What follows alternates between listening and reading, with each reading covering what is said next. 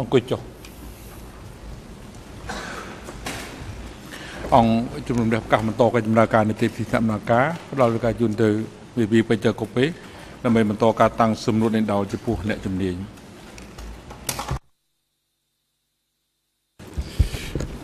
Thank you, Mr. President. មេធាវីកូពេសូមអរគុណលោកប្រធានសូមជម្រាបសួរជាថ្មីម្ដងទៀតលោក Morris A brief follow-up question in relation បាទ to សំណួរខ្លីៗបន្ត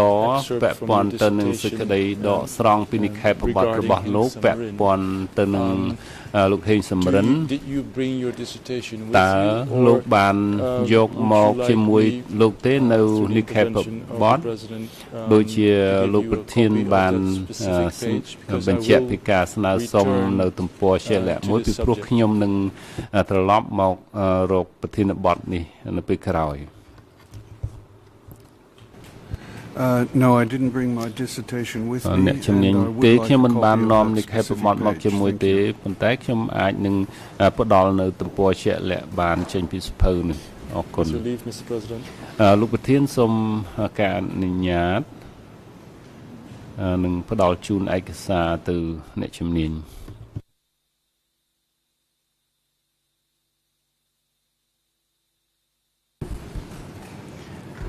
Juste une observation, Monsieur le Président, pour comprendre ce qui a été distribué à l'expert, puisque j'ai l'impression que la partie citée par notre confrère s'étend sur 2 pages. Et il y a notamment une conclusion à la fin de l'expert qui me semble intéressante de lire également. Simplement pour bien vérifier que l'expert a eu les 2 pages sur lesquelles la citation est présente. 197 à la fin des IRN et 198. La raison pour laquelle je fais cette observation, c'est qu'il y a un paragraphe de conclusion à la fin de la citation qui a été citée par notre confrère tout à l'heure, qui me paraît important de lire aussi. Permettre à l'expert de réagir sur ces 2 paragraphes. J'ai une copie moi-même.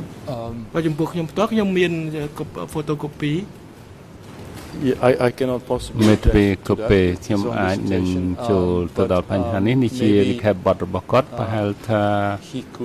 គាត់អាចមានអត្ថបទទាំងស្រុងអំពីអ្វីដែលអង្គជំជំរះមានហើយខ្ញុំមិនមានការជំទាស់អ្វីទេចៅក្រមហ្វិនចំពោះពេលនេះគឺថាទំព័រ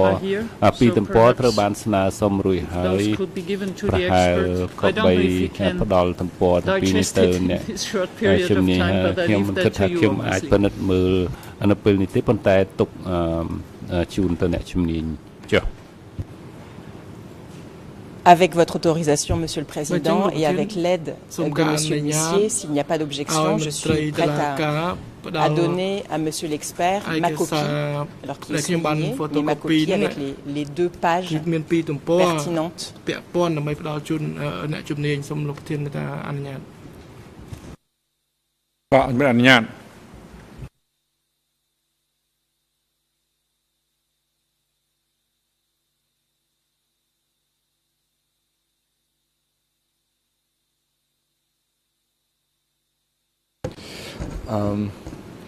I will move on. មេធាវីកូពេខ្ញុំនឹងបន្តទៅទៀតលោកប្រធានខ្ញុំសូមជម្រាបថាបើសិនជាអ្នកជំនាញចង់បានទទួលបានឯកសារទាំងអស់ដែលយើងមានគឺថាសូមលោកបញ្ជាក់ជូនអង្គជំនុំជម្រះ Before I move to my មុន second ខ្ញុំ subject, ចូលទៅដល់ប្រធានបទទី brief 2 additional questions គឺ in មាន relation សំណួរ to ខ្លីៗពាក់ព័ន្ធទៅនឹង sources. ប្រភពនានាដែលលោក Is it ប្រើ correct that you តើត្រឹមត្រូវដែរឬទេ do not read or លោក write មិនបាន Khmer? មិនចេះសរសេរឬក៏ចេះអានភាសាខ្មែរទេ That is correct. ចម្លើយត្រឹមត្រូវ Is it also សំណួរ correct តើ that ត្រឹមត្រូវដែរឬទេ in នៅក្នុង your footnotes or references to លេខយោ your ងហើយនឹង sources សេចក្តីយោងទៅរកប្រភពព័ត៌មាននោះនៅក្នុងសភៅរបស់លោកនៅក្នុងឆ្នាំ1999 There's nothing គឺមិនមានអ្វីដកស្រង់ចេញពីអ្វីដែលខ្ញុំចង់ហៅថាជាឯកសារនៅក្នុងសម័យកម្ពុជាប្រជាធិបតេយ្យដូចជាកំណត់ហេតុកិច្ចប្រជុំអចិន្ត្រៃយ៍របស់បកកុម្មុយនីសកម្ពុជាសារទូរលេខមកពីកងពលយោធាពីថ្នាក់ក្រោមរហូតទៅដល់នាយកសេនាធិការយោធាជាដើមដូចជាឯកសារទស្សនាវដ្តីទុំបដិវត្តន៍ហើយមួយចំនួនខ្ញុំឃើញថាលោកបានយោងទៅរកទស្សនាវដ្តីទុំបដិវត្តន៍អញ្ចឹងខ្ញុំសួរថាតើត្រឹមត្រូវដែរទេនៅក្នុងសភៅឆ្នាំ1979លោកមិនបានយោងទៅរកឯកសារដែលចេញនៅក្នុងសម័យកម្ពុជាប្រជាធិបតេយ្យរបស់របបនោះទេ That may be correct. ចម្លើយនេះប្រហែលជាត្រឹមត្រូវខ្ញុំមិនបានយោងទៅរកច្រើននោះទេ Another question មេធាវីសំណួរមួយទៀត Did you តើ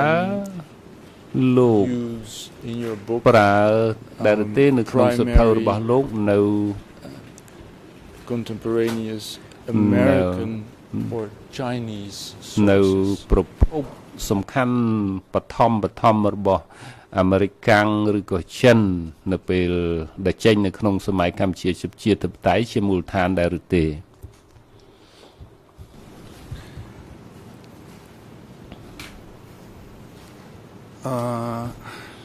ចម្លើយប្រហែលខ្ញុំអាចនឹងបានប្រើអត្ថបទសារព័ត៌មានតាក់ទងទៅនឹងជាប្រភពរបស់អាមេរិកាំងនៅក្នុងសម័យកាលនៃរបបនោះមិនមែនជាប្រភពរបស់ចិនទេ I understand មេធាវីបាទខ្ញុំយល់ពាក់ព័ន្ធទៅនឹងប្រភពសំខាន់របស់សាររបស់ជនជាតិអាមេរិកនោះ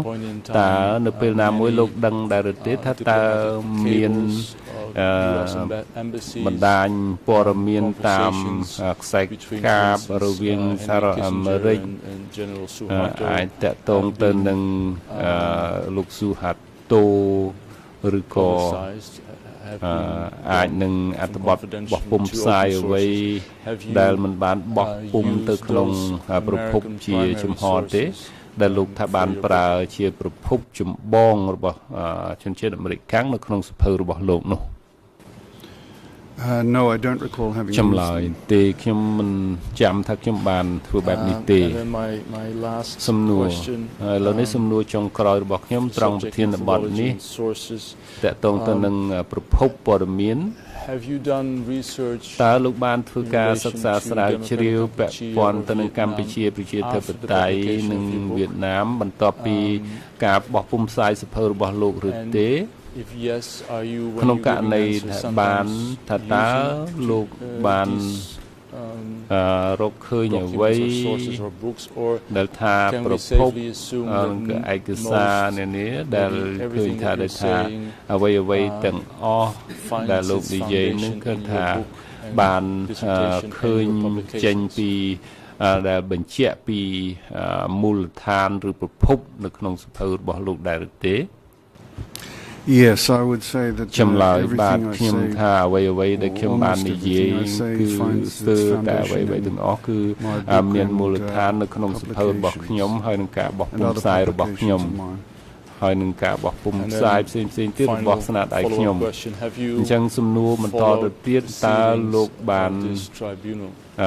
តាមដានកិច្ចដំណើរការនីតិវិធីជំនុំជម្រះនៃសាលាក្តីនេះដែរឬទេ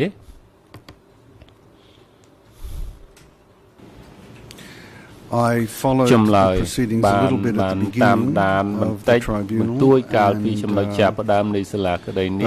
but not very closely, no. Thank you. មេធាវីសូមអរគុណចៅក្រម French លោកកពេខ្ញុំសូមទោសដែលរំខានដើម្បីឲ្យយើងផន់ច្រឡំលោកនិយាយថាយើងចង់ផ្ដល់ទៅអ្នកជំនាញនៅឯកសារពាក់ព័ន្ធដែលលោកចង់ប្រើឥឡូវនេះគឺមានឯកសារ215ទំព័រតើ លោកចង់ប្រើផ្នែកណាមូលហេតុដែលខ្ញុំបញ្ជាក់ដូច្នេះគឺថាបែបនេះគឺថាដើម្បីឲ្យបុគ្គលិកអាចកំណត់បានដើម្បីឲ្យអ្នកជំនាញអាចមើលបានយុគនេះយើងមិនអាចធ្វើកូពីចម្លងបានទេមេធាវីបាទស្ដីចម្រងដែលបានស្នើនោះគឺថាជាចំណុចនៅក្នុងនិក្ខេបបទដែលខ្ញុំកំពុងសួរគាត់អញ្ចឹងពីមុនម៉ោង4គឺថាយើងអាចដឹងថាផ្នែកណាយើងបញ្ជាក់ក្នុងសាលសវនកម្មនេះមិត្តសំណួរដោយដែលខ្ញុំបញ្ជាក់ខាងដើមលោកអ្នកជំនាញ Morris ប្រធានបទរបស់ខ្ញុំទី2គឺជាប្រធានបទដ៏សំខាន់ខ្ញុំប្រើ clear របស់លោកដែលលោកប្រើដែលលោកនិយាយថាសូមដកស្រង់ហៅថាមហិច្ឆតាចក្រពត្តិនិយមរបស់វៀតណាមឬក៏ថាមហិច្ឆតាចក្រពត្តិនិយមវៀតណាមអញ្ចឹងសូមលោកពន្យល់តុលាការថាតើលោកប្រើពាក្យថាមហិច្ឆតាចក្រពត្តិនិយមវៀតណាមនេះលោកសំដៅយកអត្ថន័យអ្វីខ្លះ Well, the history of ចម្លើយបាទប្រវត្តិសាស្ត្ររបស់វៀតណាមហើយគឺជាប្រវត្តិសាស្ត្រ Long March South ដែលជាពាក់ព័ន្ធប្រទេសវៀតណាមដើម្បីកាន់កាប់ដែនដីដែលក្រុមជាតិបន្ទុកផ្សេងកាន់កាប់គេចង់បានដណ្ដើមដែនដីនោះដែលរាប់បញ្ចូលទាំងពួកចាមហើយនិងកម្ពុជា large parts of what is now southern Vietnam used to be part of Cambodia នៅពេលនេះគឺធ្លាប់ជាដែនដីរបស់កម្ពុជាហើយដោយជំនួយពីបារាំង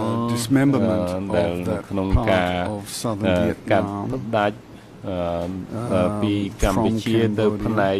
បញ្ចូលទៅផ្នែកខាងត្បូងនៃប្រទេស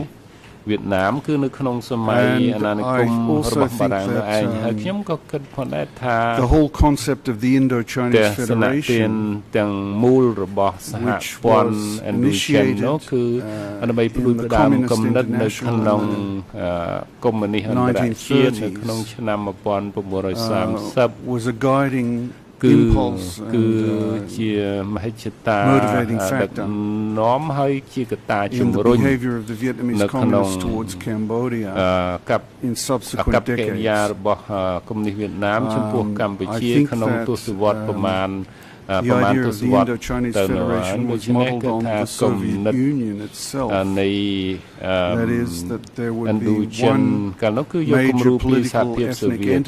អញ្ចឹងគឺថាមានអង្គភាពនយោបាយជនជាតិភាគតិចដែល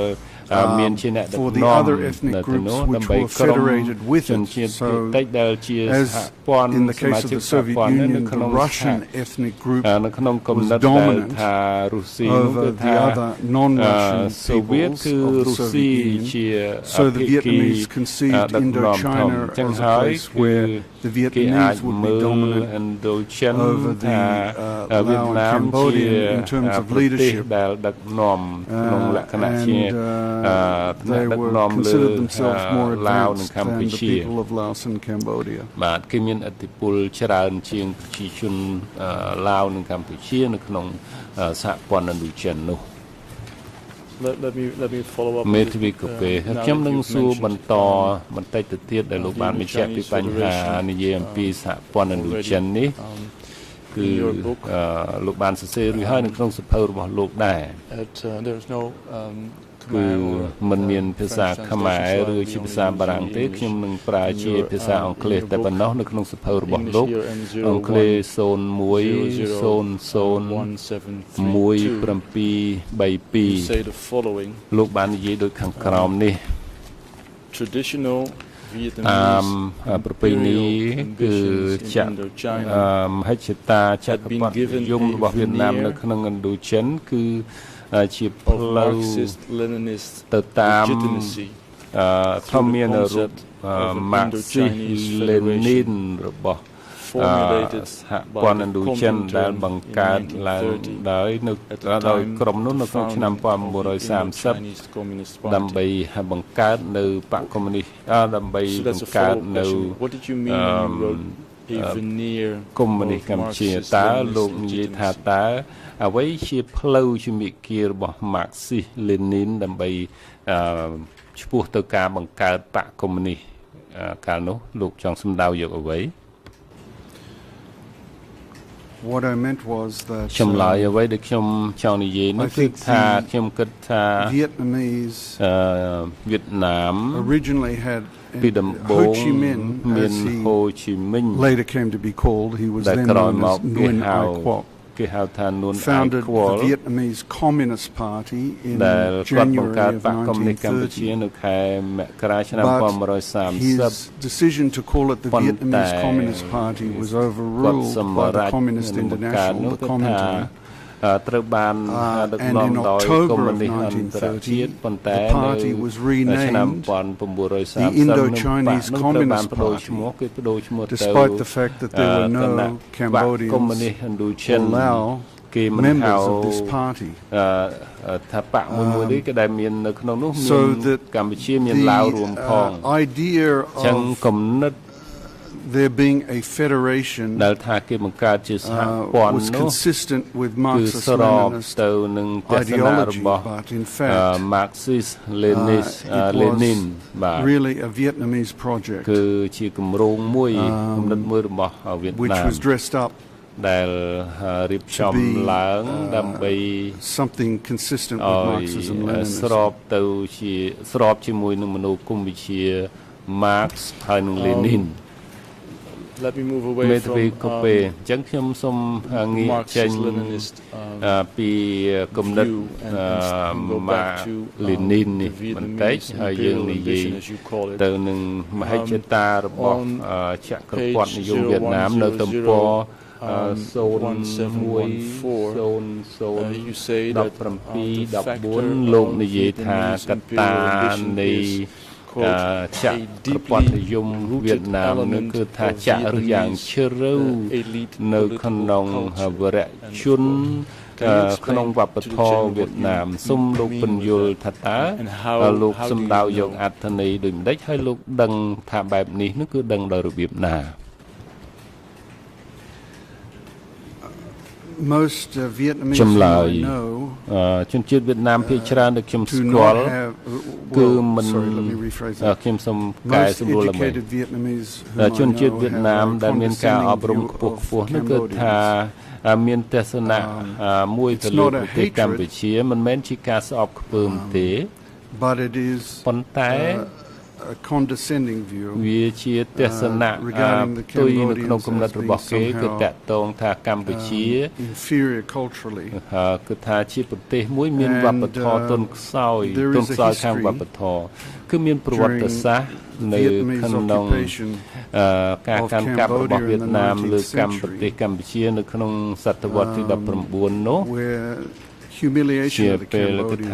was មានការ an important part of មើលស្រាលដែលថាគេថា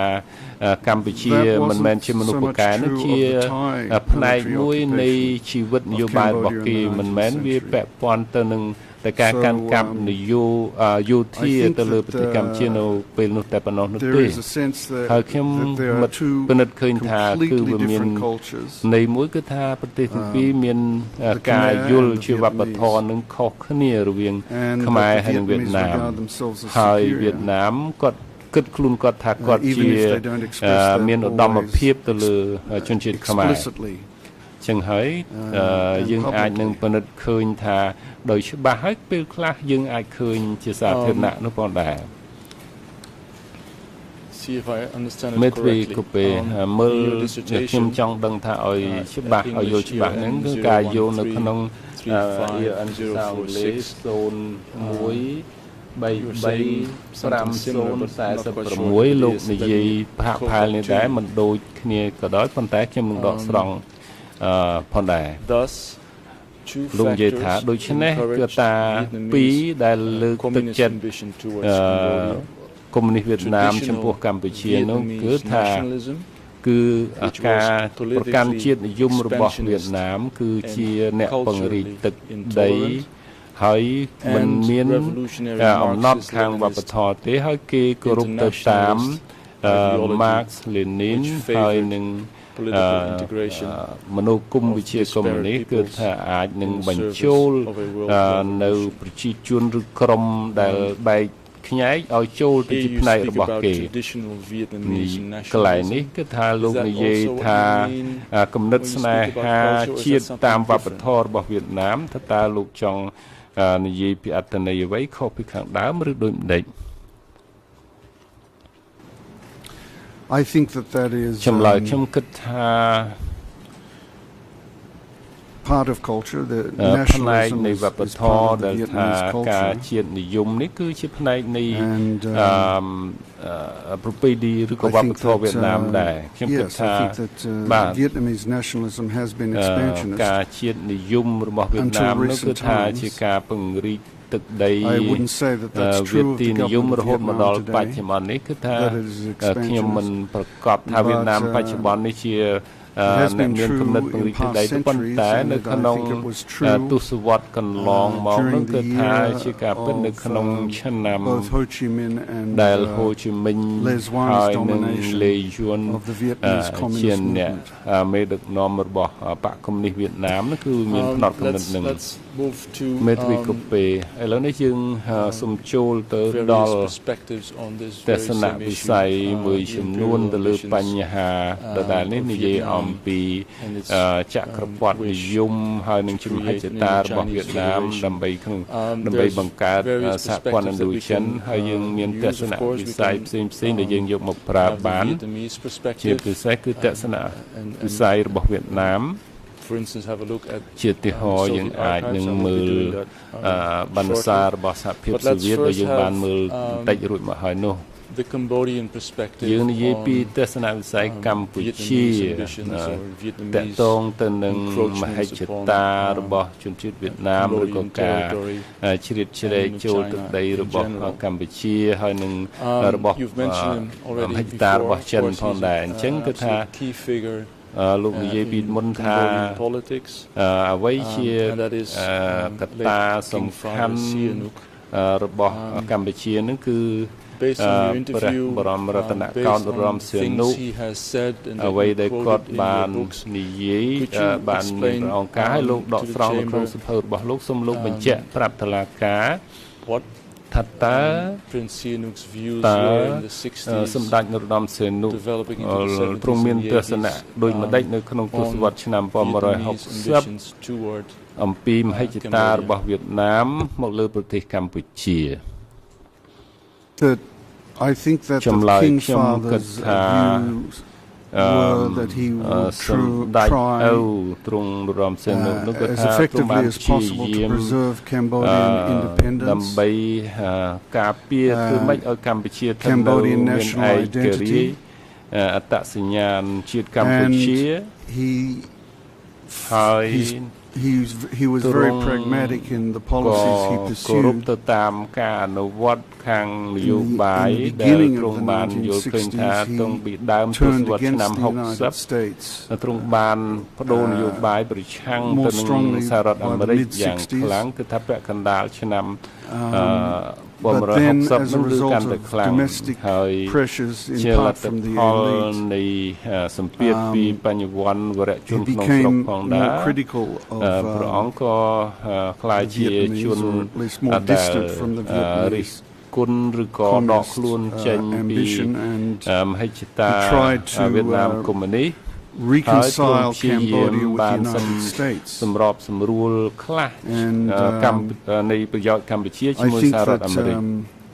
think that the King Father was somebody who acted very rationally. ដែលចាត់ការឬក៏ធ្វើនយោបាយដែលមានលក្ខណៈសមហេតុផលហើយដោយមានការវិនិច្ឆ័យត្រឹមត្រូវអំពីអ្វីដែលបម្រើផលប្រយោជន៍ប្រជាជនកម្ពុជាឲ្យបានល្អបំផុត let me follow up សំណួរខ្ញុំនឹងសួរបន្តហើយនឹងយោងទៅរក to citations from សេចក្តីយោងពីរដែលលោកបញ្ជាក់ថាជាបទសម្ភាសន៍លោកជាមួយនឹងសម្ដេចរំសេមនោះហើយលោកបានយកទៅប្រើនៅក្នុងនិក្ខេបបទហើយក្នុងសភៅរបស់លោកដែរទស្សនៈនោះយើងយោងទៅរកនៅក្នុងនិក្ខេបបទក្នុងចំណុចមួយអង់គ្លេស 7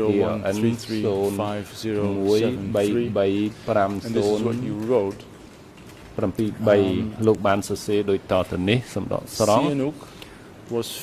សម្ដេចសៀនុមានការភ័យខ្លាចដោយដែលប្រជាជនកម្ពុជាភ័យខ្លាចតាមប្រវត្តិសាស្ត្រតាមប្រពៃណីដែលអំពីមហិច្ឆតារបស់វៀតណាមលោកនិយាយថានៅក្នុងខែមករាឆ្នាំ 1973 ទោះបីព្រះអង្គហៅថាជាឡុងឬក៏ហូជីមិញឬក៏ទៀនឈៀមគឺថាមិនមែនខ្មាំងឬក៏ជនជាតិវៀតណាមណាអាចនឹងចូលមកកម្ពុជាដើម្បីបង្ហើយអាចនឹងធ្វើឲ្យយើងខ្លាចទៅជាដំណាក់កាលនៃទាសករនោះបានឡើយហើយលោកក៏បានសរសេរពីគំនិតនេះដដែលទៀត20ឆ្នាំក្រោយមកដែលនៅក្នុងអត្ថបទរបស់គាត់មានឌូបជាឈ្មោះភាសាបារាំងហ្នឹងគឺថានិយាយថាប្រជាជនខ្មែរមានមូលហេតុយ៉ាងរឹងមាំមិនកុហកជនជាតិវៀតណាមហើយតាមពិតនៅក្នុងដំណើរការនៃទសវត្សដែលថាមានផែនដីត្រូវបានលេបត្របាក់ហើយដែលខ្លួនយល់ថាជាប្រជាជនជាដីរបស់ប្រជាជនខ្មែរហើយគេអាចនឹង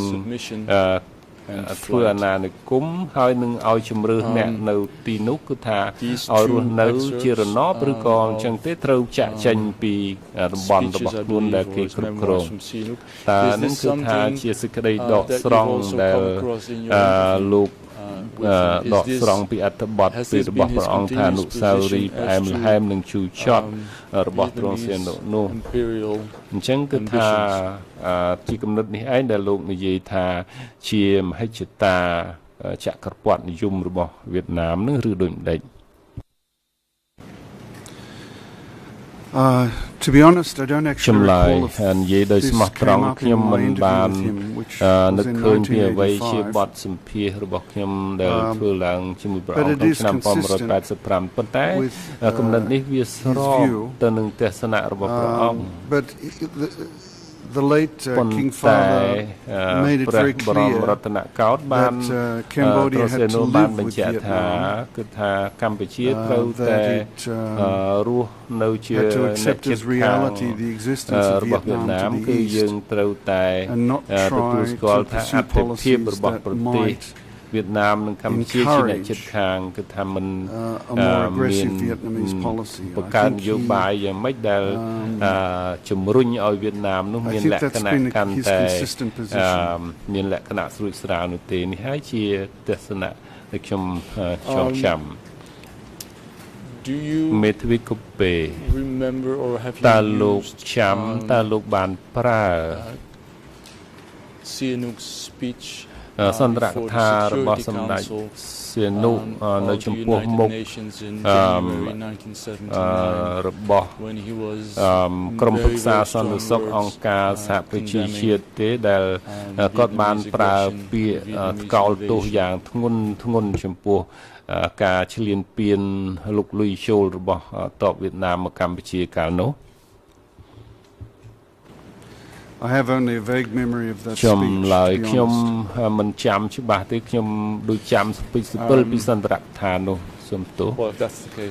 មេធាវីបើសិនជាករណីនោះខ្ញុំនឹងសួរសំណួរពីបញ្ហានេះប្រជាស្អែកខ្ញុំសួរពីរឿងនឹងនៅពេលដែលយើងនិយាយអំពីសេចក្តីសម្រងជាក់លាក់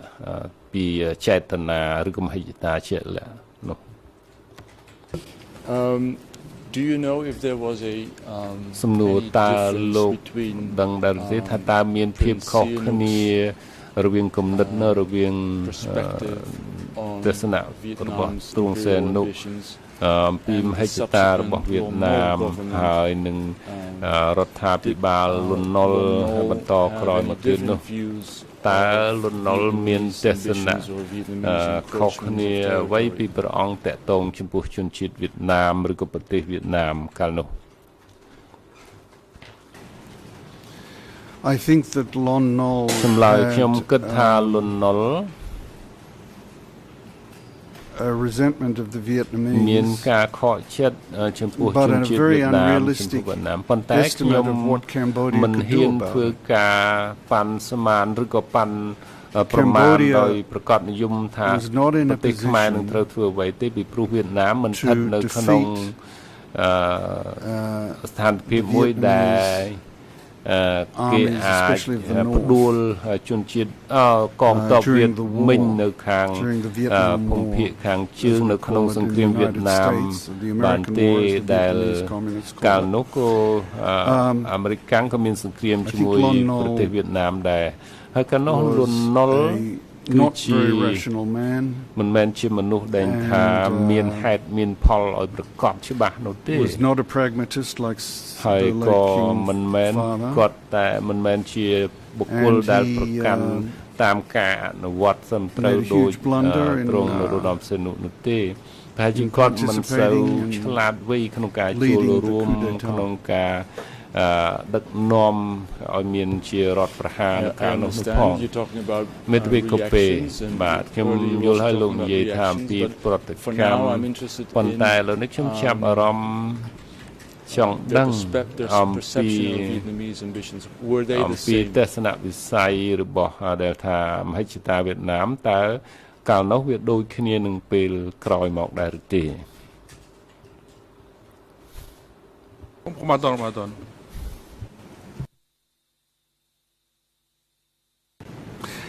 I'm not sufficiently ចម្លើយខ្ញុំមិនជាជំនាញដែលថាដឹងគ្រប់គ្រាន់អ្វីដែលអំពីថាលន់នល់អាចគិតពីអ្វីនោះទេមេធាវីកូពេមិនបញ្ហាទេបាទ Now we have ឥឡូវនេះយើងបានពិភាក្សាដោយសង្ខេបអំពីទស្សនវិស័យរួមខ្លះអំពីមហិច្ឆតារបស់វៀតណាមនៅក្នុងឥណ្ឌូចិនហើយយើងក៏បានឃើញអំពីទស្សនៈថាតើចេតនារបស់វៀតណាមដូចម្ដេចចំពោះឥណ្ឌូចិននោះអញ្ចឹងថាតើទស្សនវិស័យរបស់ចិននេះយ៉ាងដូចម្ដេចក្នុងទសវត្សរ៍ឆ្នាំ50ឬ60ជាពិសេសនយោបាយការបរទេសគេចំពោះវៀតណាមនោះដូចម្ដេចដែរហើយមហិច្ឆតារបស់វៀតណាមនោះយ៉ាងដូចម្ដេចដែរ China I think ចម្លើយ ខ្ញុំគិតថាប្រទេសចិនពីដំបូងគឺដើរតួដូចជាជាអាណាព្យាបាលទៅលើវៀតណាមក្នុងទសវត្សរ៍ឆ្នាំ1950ហើយគេបានបណ្ដុះបណ្ដាលជនកុម្មុយនីសវៀតណាមជាច្រើនអំពីមនោគមវិជ្ជាអំពីទ្រឹស្ដីទស្សនៈរស់នៅឬក៏ជាជនកុម្មុយនីសតាមម៉ៅនិយមហើយអ្វីដែលខ្ញុំឃើញនោះគឺជនជាតិវៀតណាមជាគឺជាអ្នកដើរតាមទស្សនៈរបស់ចិននៅកាលនោះដែលថាវៀតណាមនឹងមិនមែនជា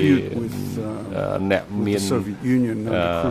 ទំនាស់ខាងមនោគមវិជ្ជាជាមួយរុស្ស៊ីជាមួយសូវៀតនោះផងដែរហើយខ្ញុំគិតថា the Chinese developed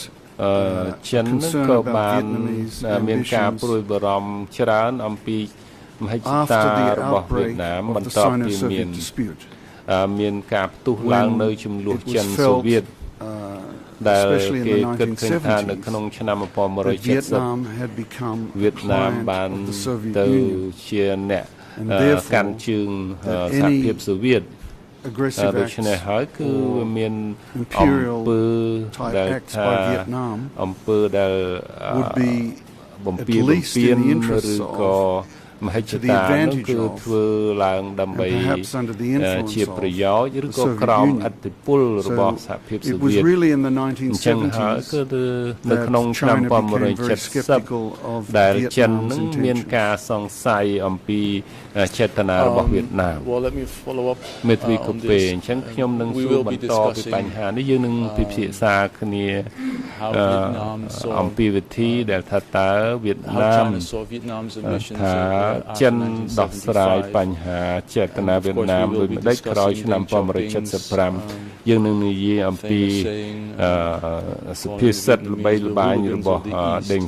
famous saying, hào thà Việt Nam chỉ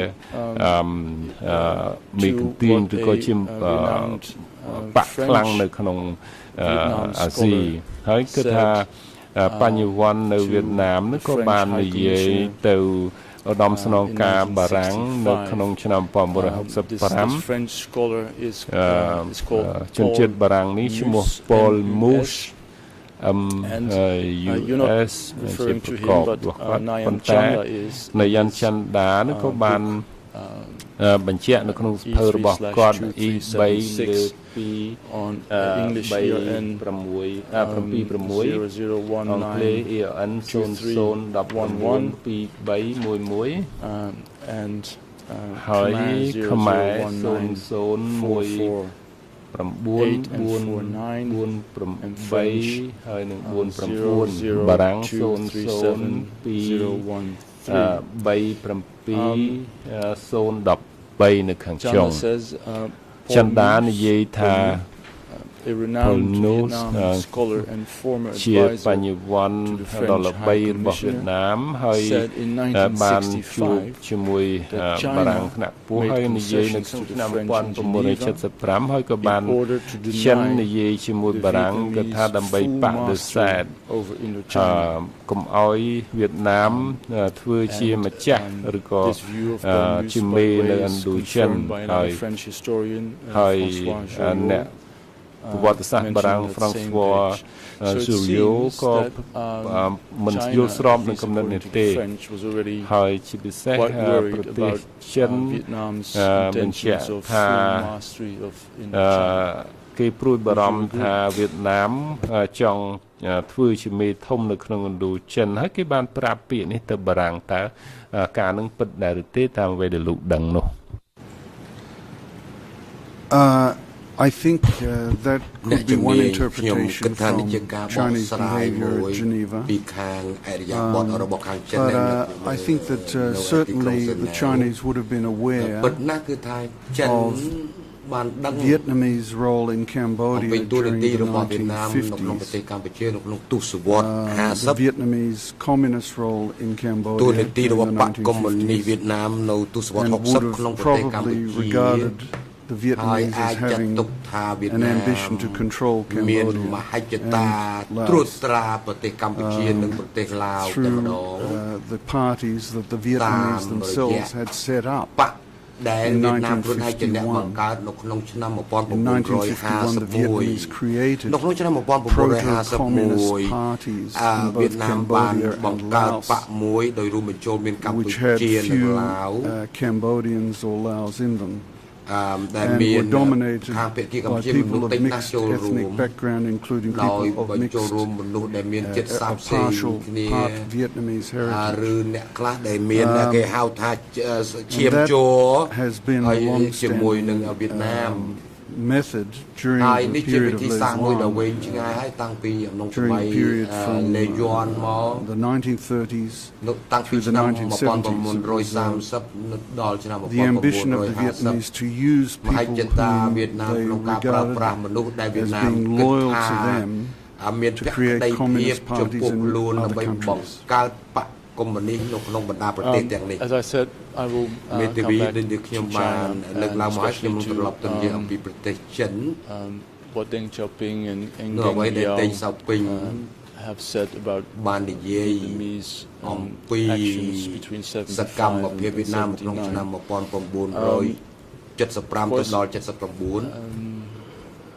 Very important players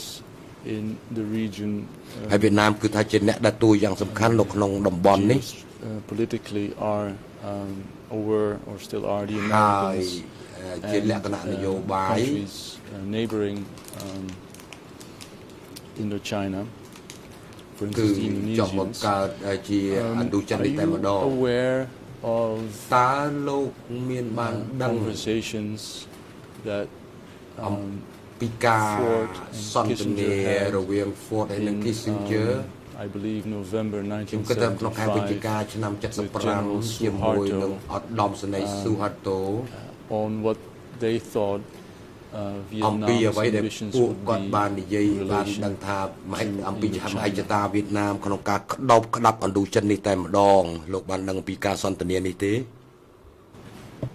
No, I'm not familiar with that. I don't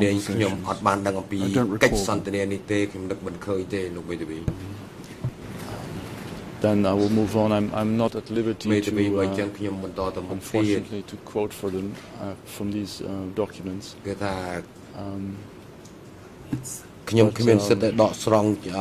it surprise you that Suharto was afraid of Vietnamese ambitions toward Indochina?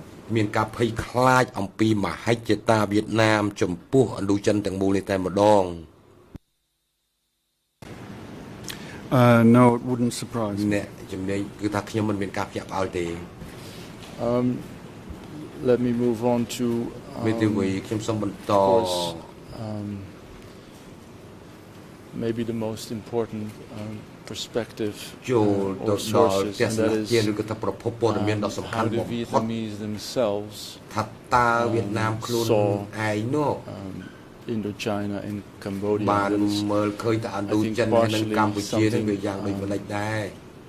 which we can find back in the conversations that various Soviet ambassadors had with leading Vietnamese Communist Party members in 71 and 73. I'm referring to, let me start by referring to a conversation that Ambassador Cherbakov had with high-ranking Vietnamese officials. It is mentioned in your book, English ERN 0100-178. I'd be happy to quote from it first, but maybe I should ask an open question. What is it that you found was told to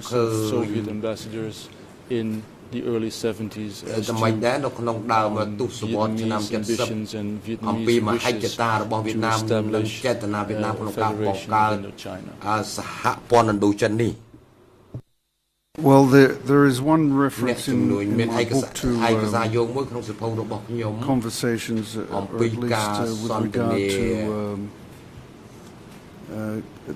the concept of the Indochina Federation. But later there's also a conversation between Les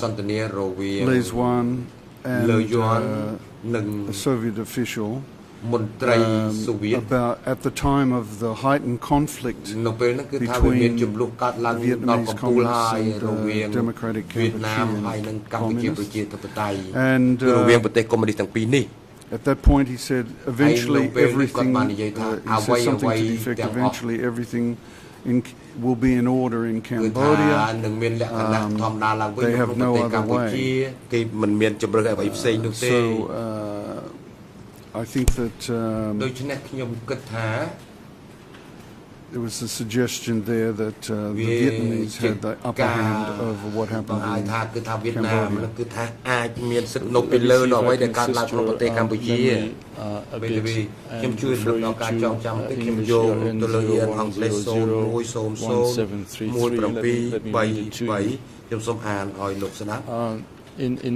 In February 1973, the Soviet ambassador to North Vietnam spelled out what he believed to be Hanoi's goals. Quote, the program of the Vietnamese commerce កម្មវិធី in China របស់សមាមិត្តវៀតណាម is to ចំពោះ replace សហព័ន្ធ the ឥណ្ឌូចិន reactionary គឺជំ regime នួស in Saigon, របបបតិកិរិយានៅក្នុងទីក្រុងសៃហ្គន and វៀង Phnom ច័ន្ទ និង Penh ភ្នំ with ពេញ progressive ones. ហើយឲ្យ And មាន later, ការជឿន when លឿ all ន Vietnam ហើយ and ក្រោយមក also ទៀត Laos and Cambodia វៀតណា start ម on ឡើង the road to កម្ពុជា socialism, គឺថាធ្វើដំណើរលើកមាគ៌ា to មួយទៅ move កាន់សង្គម toward និយ the ម establishment of a ដើម្បី federation of បង្ the កើត Indo-Chinese នៅ countries. ចូលរួមបង្កើតនៅសហព័ន្ធ The ឥ course ណ្ឌូ of ចិន the Vietnamese Workers' មូល Party ហេតុ flows ដែល from the program មូលហេតុ of ដែ the លបក former ពលករវៀត communist ណាម party of បង្កើត Indochina. នៅនាំ And បង្កើតនៅបកកុម្មុយនី the សឥណ្ឌូចិន same នេះឯង was said 2 years ចំណុច earlier. ដូចគ្នានេះគឺថា And ត្រូវ then បានលើកឡើង that ពី particular ឆ្នាំពីខាង ambassador ដើម was ដែលឯកអគ្គរដ្ឋទូតរូបនេះ cautioning the មាន Vietnamese ការប្រុង to ប្រ be យ័ត្ន very ចំពោះ careful with the បញ្ subject ហាវៀតណាម because, as ឲ្យ he ប្រុង said, ប្រ it was យ័ a ត្នទៅលើ delicate ប្រធាន matter. បទមើលពីព្រោះថាវាជា does this បញ្ហា document មួយរសើបណាស់តើចំណុចត្រង់នេះវាជួយរំលឹកដល់ការចងចាំរបស់លោកទេ Yes, it does. អ្នកជំនាញបាទវាជួយរំលឹកដល់ការចងចាំរបស់ខ្ញុំ Since we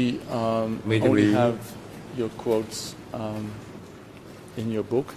ដោយសារ Can យើងមាន you- តែសម្រង do you ដែលចេញពី remember សភៅរបស់លោក more specifics តើលោក about these មានការចង conversations? ចាំជាក់លាក់ទេអំពីការសន្ទនាមួយនេះ For instance, Utihar. do you have reason to believe តើ that លោកមានហេតុផលអ្វី the ដែល Soviet នាំឲ្យជឿ ambassadors ថាឯកអគ្គ who រដ្ឋ were ទូត present សូវៀ or តដែល people who មាន formulated វត្តមានឬក៏ what was អ្នក said during these conversations were ដែលនិយាយនៅក្នុងការសន្ទនា were នេះ accurate in their description? How was this conversation តើការសន្ទនានេះ read down in Russian? Do you have a គេ recollection of សរ what you សេរ saw in យ៉ាងម៉េច Soviet ដែរ archives? នៅក្នុងឯកសាររបស់សូវៀតនោះតើគេមានសរសេរឲ្យដាក់ទុកនៅក្នុងបណ្ណសារនៅឯសូវៀតនោះដែរឬទេ On this particular quotation, no, I do not have a recollection of what I ខ្ញុំ saw in នឹក the មិនឃើញ archives. ថាខ្ញុំបានរកឃើញមានសម្រងនេះគេសរសេរនៅក្នុងបណ្ណសារវៀតណាម Yeah, នោះទេ I can't សូវៀត add នោះទេ anything to it. ខ្ញុំមិនអាចបន្ថែមអ្វីលើពីនេះបានទេ But just let me say that ប៉ុន្តែខ្ញុំសូមនិយាយថា I was reading from either ខ្ញុំអាចថាខ្ញុំបាន reports អានរបាយការណ៍ in Soviet intelligence ពី services ភ្នាក់ងារសម្ងាត់សូវៀត on conversations នៃ that អំ took ពី place, ការសន្ទនាដែលបានកើតឡើងនេះឬក៏ reports of the Soviet របាយ ambassador ការណ៍ of ពីឯកអគ្គ conversations រដ្ឋទូ that ត had សូ taken វៀត place. ដែលបានធ្វើការសន្ទនា So I have no reason to doubt the ដូចជាខ្ញុំគ្ veracity មានអ្វីគួរ of ឲ្យឆ្ងល់ what was said. អំពីអ្វីដែលគេបាននិយាយនៅក្នុងការសន្ទនា It នេះ was ទេ a function of Soviet diplomats វាជា to give the best possible បាទ information គឺកិច្ចការ Moscow, របស់ឯកអគ្គរដ្ឋទូតសូវៀតដែលត្រូវ formulate ផ្ដល់ policy. ព័ត៌មានទៅទីក្រុងមូស្គូនោះ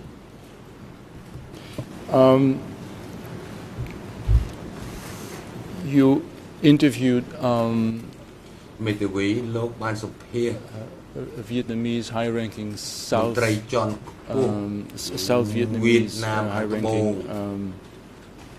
communist. I think I might refer to him as that.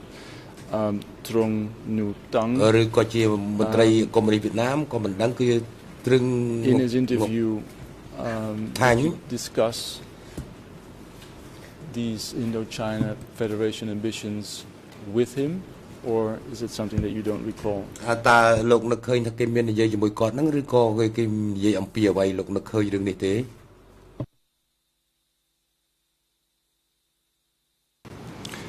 It's not something that I recall discussing with him, ខ្ញុំមិន and នឹក it's ឃើញថាមានការពិ probably ភាក្សាជាមួយគាត់នោះទេ unlikely because at the time in which Mr. Trong Nhu Tang made his appearance in the West, គាត់ he was more concerned with the situation of human rights in Vietnam. ហើយគាត់ That ជា was ជំរុញ one of ធ្វើ the ការ main ពីសិទ្ធិ and មនុស្សនៅក្នុង the ប្រទេសវៀត deceptive ណាម role that the Vietnamese communists had played in attracting people to their side during the war. វៀតណាមគឺ And ថា I ធ្វើ think ការអូ that ទាញ was វិជន the ឲ្យ thrust ចូល of រួម what ជាមួយ he'd ខ្លួន like to ក្នុងពេល talk សង្គ្រាម about. because he felt he had been used by the Communist Party leadership in order to give a much broader sense of popular support for the communists than existed. So I don't recall discussing with him, and I doubt that we did discuss it. Are you aware of testimony that he gave in 1981 before the Committee on Foreign Affairs of the House of Representatives, U.S. Congress,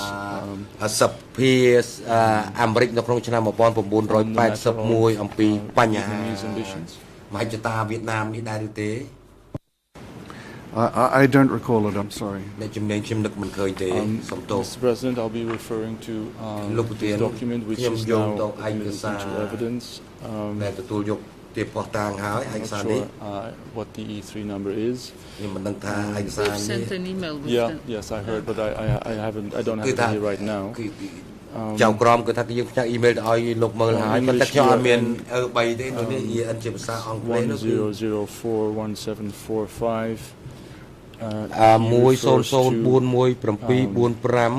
Chinese Federation says, I understand that Hanoi has also supported the project of the Indo-Chinese Federation, as was the wish of Ho Chi Minh. Is that something that you have found as well? That, it was apparently a long-standing wish of Ho Chi Minh to create this Indo-Chinese Federation.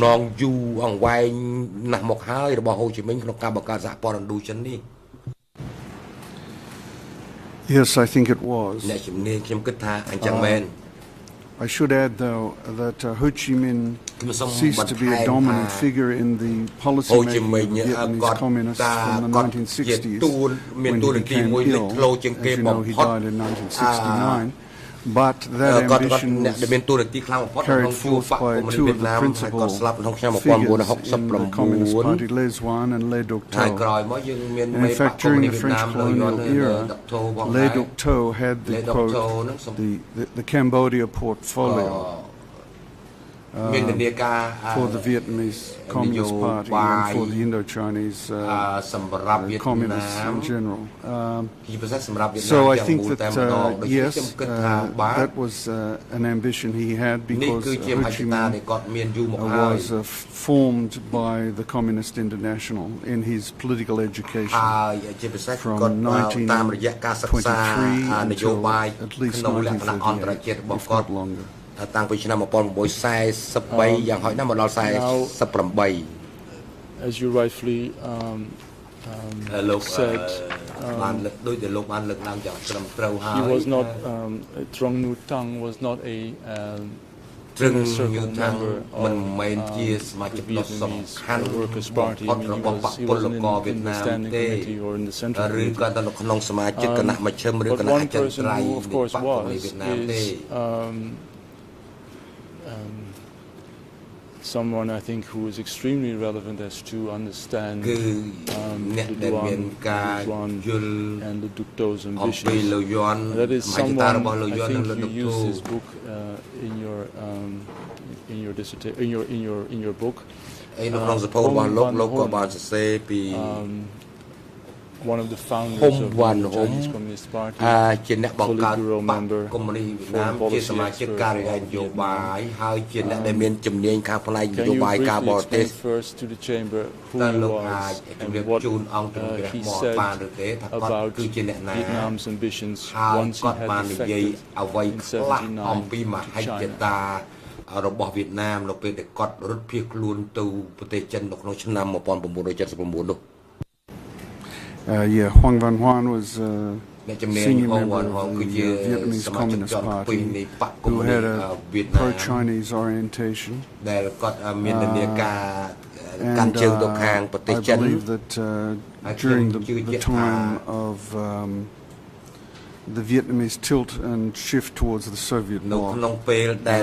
he became disillusioned and eventually defected to China. I don't recall I may actually have a quote from him in my book, but I don't recall it, to be quite honest. In your secondary sources there is reference to his book A Drop in the Ocean, which he wrote in the early 80s while he was in China. That book has just been, an excerpt from that book has just been admitted into evidence. He speaks about and he refers to him as the hegemonic overlord of Indochina, combining it with that same ambitions. Is that something that you recall? That was his position.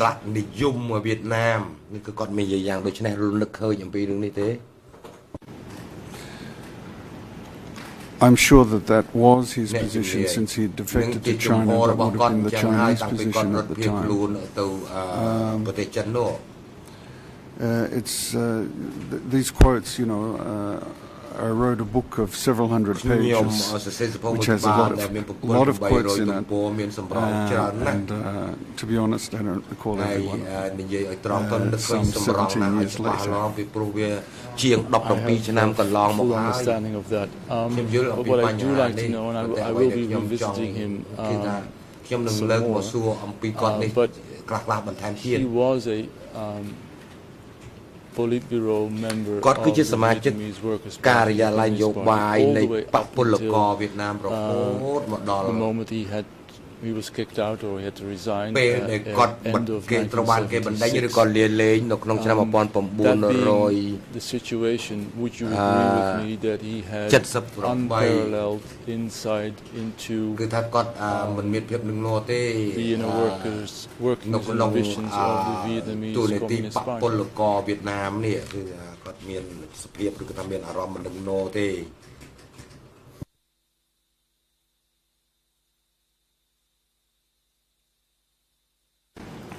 I would agree with that. Let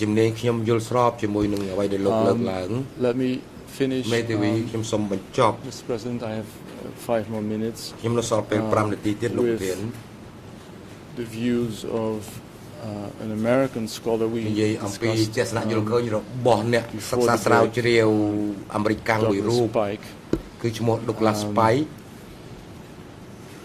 As you agreed, very insightful as to Vietnamese foreign policy. He also reported to U.S. Congress in October 1978. Mr. President, that is document E3/2370. Let me move to his final, to his conclusions. It's called Some Conclusions about the Border War. It is English ERN 0018-7396 and French translation only 00344747248. This is what he says, and my question would be whether you would agree with him, yes or no. The Cambodian-Vietnamese heritage of mutual ill will and distrust is as deep and abiding as exists anywhere, comparable to Greek-Turkish, Arab-Jew,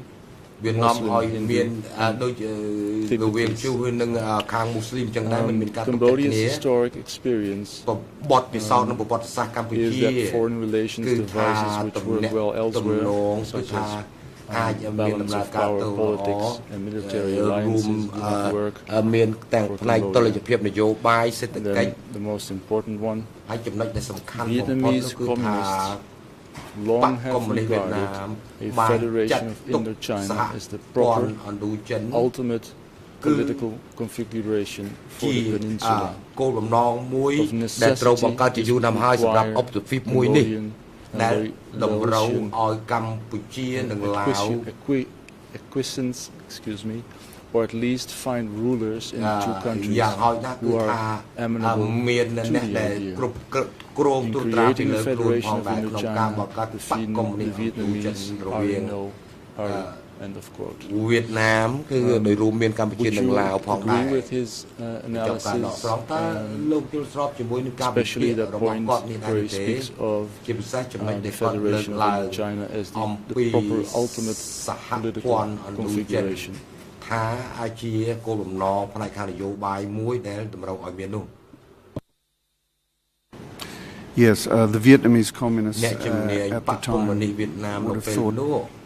like បាន that. គិត I ដូច would តែ agree. មែនខ្ញុំស្របខ្ញុំយល់ស្រប Mr. President, this might be a good moment លោកប្រធានប្រហែលជាដល់ពេល to take a ត្រូវ break. សម្រាប់លេខនេះហើយ បាទអរគុណអ្នកជំនាញបាទសមការនៅថ្ងៃនេះដល់ពេលសម្រាប់ហើយឲ្យមានប្រកាសផ្អាកកិច្ចដំណើរការសមការសម្រាប់ថ្ងៃនេះទៅនេះសមការលើកទៅបន្តធ្វើនៅថ្ងៃស្អែកថ្ងៃពុធទី18ខែតុលាឆ្នាំ2016ចាប់ផ្ដើមពីម៉ោង9ព្រឹកហើយសមការនៅថ្ងៃស្អែកនេះអង្គជំរះនឹងធ្វើសមការបន្តស្ដាប់សកម្មសាកសីអ្នកជំនាញ Stephen Morris សូមភាគីជ្រាបនិងអញ្ជើញចូលរួមតាមពេលវេលាបានកំណត់នេះអង្គជំរះអរគុណលោកអ្នកជំនាញ Stephen Morris សមការស្ដាប់តែកម្មរបស់លោកក្នុងឋានៈជាអ្នកជំនាញនៅមិនទាន់ចប់នៅឡើយទេអង្គជំរះក៏អញ្ជើញលោកឲ្យមកបន្តផ្ដល់សកម្មនៅថ្ងៃស្អែកទៀតដែលនឹងចាប់ដើមពីម៉ោង9ព្រឹកហើយមន្ត្រីរដ្ឋបាលតុលាការសម្របសម្រួលជាមួយនឹងបុគ្គលិកនៃអង្គភាពគាំពារសាកសីនិងអ្នកជំនាញក្នុងការជូនអ្នកជំនាញធ្វើត្រឡប់ទៅកាន់កន្លែងគាត់ស្នាក់នៅវិញនិងឲ្យអញ្ជើញគាត់មកកាន់កន្លែងផ្ដល់សកម្មវិញនៅថ្ងៃស្អែកហើយប្រកបឲ្យអនុរិយមន្ត្រីឃុំឃាំងនាំខ្លួនជនជាប់ចោតទាំងពីររូបលោកនួនធាននិងលោកខៀវសំផនត្រឡប់ទៅកាន់មន្ត្រីឃុំឃាំងនៃអវតកវិញចុះនិងប្រកបឲ្យនាំខ្លួនគាត់ចូលរួមសកម្មភាពនៅថ្ងៃស្អែកបានមុនម៉ោង9ព្រឹកសម្រាប់ចុះ